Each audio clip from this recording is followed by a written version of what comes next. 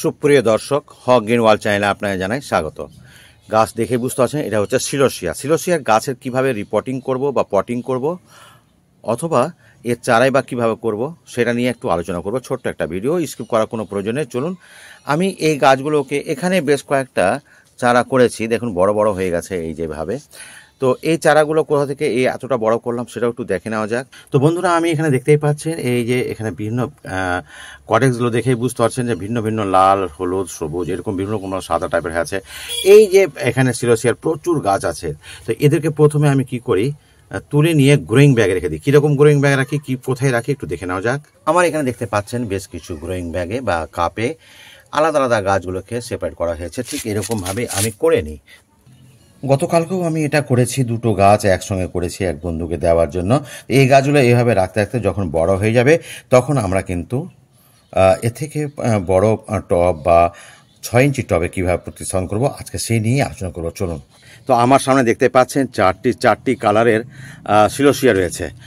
ফুল চলে এসছে, তবে এই ফুলটা বড় কথা নয়। বড় কথা হচ্ছে এই যে ব্রাঞ্চগুলো থেকে বেরোচ্ছে, তার আগে কিন্তু আমাদেরকে সব কিছু করে নিতে হবে। এটা যেমন একটা কালার আলাদা, এটা গোলাপি আছে, এটা লাল আছে, এটা আবার হলুদ টাইপের হবে, কারণ কটেজগুলো দেখুন আলাদা আলাদা সব রয়েছে।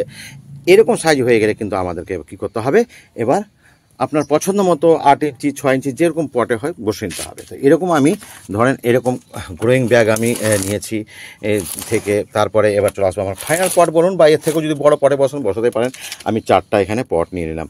কী করেছি, তলার দিকে তো এই পটগুলো ছিদ্র থাকে আপনারা জানেন। আর প্রথম দিয়েছি আমি চিপস, তারপরে বালির লেয়ার, তারপরে এমনি বেলে 10 মাটি দিয়েছি। এইবার যে মাটিটা আমি মিডিয়া পক্ষে, সেটা হয়েছে কি, আমার এখানে মাটিতে দেখেই বুঝতে পারছেন কোকোপিট দেওয়া আছে, কম্পোস্ট দেওয়া আছে 10 মাটি, কিছুটা বালি এর সঙ্গে। এটা করে রেখে দিই, আমি বস্তাবন্দি করে রেখে দিই এটাকে। আর এখন দিলাম আমি এই যেখানে আছে বনডাস, এখানে আছে সিংকুচি, আর অল্প করে এখানে এই যে দেখতে পাচ্ছেন এইটা হচ্ছে আপনার নিম খোল। তো এই মাটিটাকে আমি একটা বড় গামলায় এখানে এটাকে ভালো করে মিক্স করে নেব, যাতে কোনো সমস্যা না হয়। সব খাবার যেন সব জায়গাতে সমানভাবে থাকে, এইভাবে এইভাবে হয়ে গেছে। এইবার এই যে আমার এই যে গ্রোয়িং ব্যাগে যে গাছটা আছে, এটাকে একটু হালকা করে চাপ দেবেন। এইভাবে হালকা করে চাপ দিতে গেলেই কী হবে, ওপরটা বেরিয়ে আসবে। কারণ তলার দিকে আমার চিপস দেওয়া আছে। তো এই যে এবার যে শেকড় সমেত যে এই যে গাছটা বেরিয়ে আসলো, ফলে এই গাছটা যখন আমি পটে বসাবো, এই গাছের উপরে কোনো আঘাত আসবে না। এটাকে কি করব, এখানে রেখে দেব। এখানে রেখে দিয়ে এবার এই যে মাটিটা আছে, এই মাটিটা আমি হালকা হালকা করে দিতে থাকবো। বন্ধুরা, এবার তাহলে বুঝতেই পারছেন 4টা গাছে বসে দিলাম আমি সুন্দর করে। আর একটা জিনিস মনে রাখবেন, এই গাছ কিন্তু আপনাকে এরকম রোদে রাখলে হবে না, কিন্তু জলটা দিয়ে দিতে হবে পর্যাপ্ত পরিমাণে। এই পর্যাপ্ত পরিমাণে জলটা দিলে গেলে কী হবে, গাছের যত চাহিদা আছে জলের, সে চাহিদা পূরণ হয়ে যাবে। আর 1 সপ্তাহ পরে বাইরে রাখবো, তখন কি করব, এই যে ব্রাঞ্চ বুঝতে পারছেন, এই ব্রাঞ্চ থেকে কিন্তু শাখা বেরোবে। আর এই শাখা বেরোনোর জন্য তখন কিন্তু আমি 2 সপ্তাহ কোনো খাবার দেবো না, 2 সপ্তাহ পর থেকে খাবার দিব।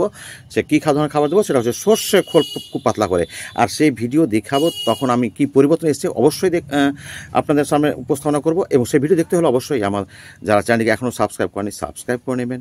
আর আগামীতে নতুন তথ্য নিয়ে আবার হাজির হব, নতুন কোনো গাছ নিয়ে হাজির হব, নতুন কোনো সময়ে আপনাদের নতুন নতুন অভিজ্ঞতা আপনাদের সঙ্গে শেয়ার করতে থাকবো। তো বন্ধুরা, যারা এখনও আমার চ্যানেলটিকে সাবস্ক্রাইব করেনি সাবস্ক্রাইব করে নেবেন আগামীতে নতুন ভিডিও পাওয়ার জন্য। আজ এতটুকুই। ভালো থাকুন, সুস্থ থাকুন, ধন্যবাদ।